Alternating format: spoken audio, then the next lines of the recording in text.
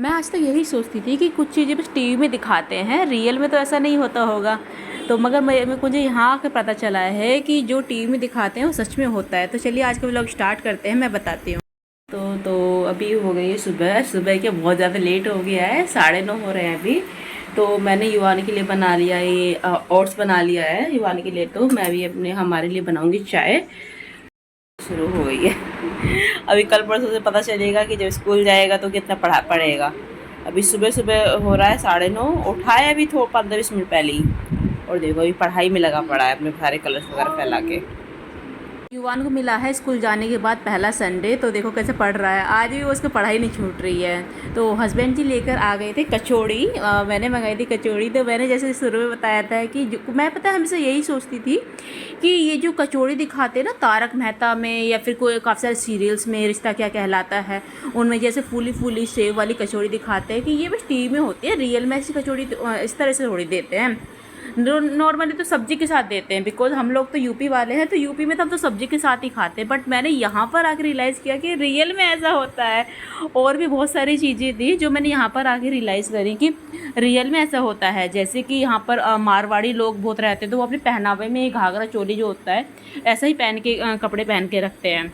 और जैसे कि उसमें दिखाते थे ना सीरियल्स में, वो भाभी जी करके एक सीरियल आता है, उसमें भी दिखाते हैं कि वो ऐसे पहन के रखती है घाघरा चोली वगैरह टाइप से। तो मैंने कहा रियल लाइफ में ऐसे कौन पहनता होगा। बट मुझे सच में महाराष्ट्र में, यहाँ पे मैं विरार में रहती हूँ, यहाँ पर आकर मुझे रियलाइज़ हुआ कि रियल में लोग ऐसा पहनते हैं, इस तरह से ही पहनते हैं तैयार होकर, वो भी डेली लाइफ में। तो मुझे धीरे धीरे ऐसा हो रहा है कि जो रील में दिखाते हैं वो रियल से ही इंस्पायर होता है। मतलब मुझे भी यहाँ पर आके काफ़ी सारी चीज़ें ऐसी रियलाइज़ हुई हैं कि हाँ रियल में ऐसा होता है। तो दोपहर का टाइम था, दोपहर को तो हमने फिर वड़ा पाव मंगा लिया था। सुबह तो कचौड़ी खाई थी, सच में कचौड़ी का तो जवाब नहीं, बहुत टेस्टी लगती है वाली कचौड़ी।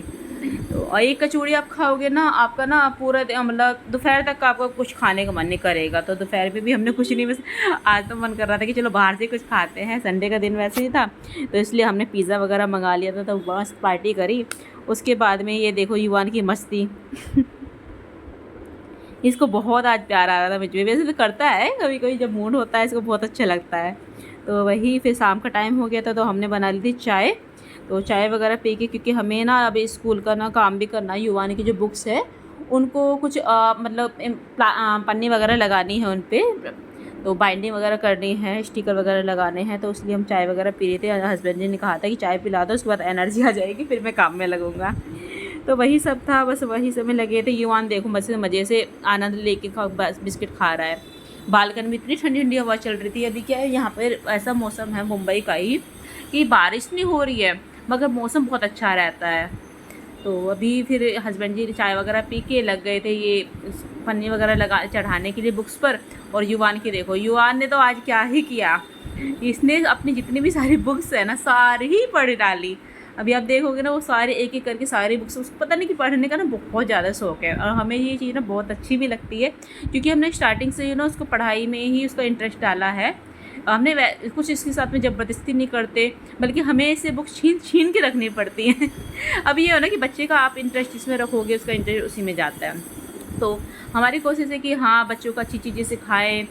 तो वही सब है। तो अभी हम बस बाइंडिंग वगैरह कर रहे थे और नाम वगैरह लिख रहे थे, क्योंकि कल से सुबह हो सकता है कुछ बुक्स वगैरह लेके जाए। तो फर्स्ट डे था तो उसको स्कूल नहीं बुक नहीं लेके जाना था, तो हो सकता है कोई बुक वगैरह लेके जाना पड़े। तो इसकी मैम ने बोला है कि इसकी जो भी बुक्स हैं, कोई भी लंच बॉक्स है, बोतल है, सब पे स्टिकर वगैरह लगाने।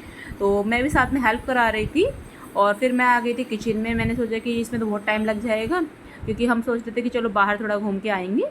तो इसलिए फिर मैं किचन में आके बर्तन वगैरह साफ़ करने लग गई थी। तो हस्बैंड जी अपना स्टिकर वगैरह लगाने में लगे थे। वो फिनिश करने के बाद में हम निकल के बाहर, ये देखे बाहर का मौसम इतना लाजवाब मौसम था, इतना अच्छा लग रहा था, बस क्या ही बोले। तो युवान आगे अपने स्पॉट पर, फेवरेट स्पॉट है कि इसको कबूतर को खाना खिलाना, दाना वगैरह हम लेके गए थे।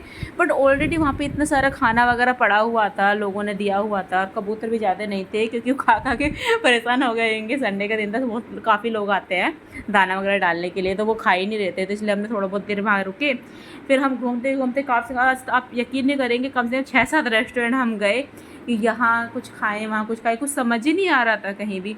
फिर हम चले गए काठियावाड़ी रेस्टोरेंट में। फिर यहाँ पर हमने एक थाली ऑर्डर करी जिसमें कि उनका काठियावाड़ी फूड था, सब्जी चावल रोटी। युवान के लिए मैं पराठे बना के लेके गई थी घर से, मैं हमेशा खाना लेके जाती हूँ युवान के लिए। और साथ में मैंने कही थी ये गट्टे वाली बिरयानी।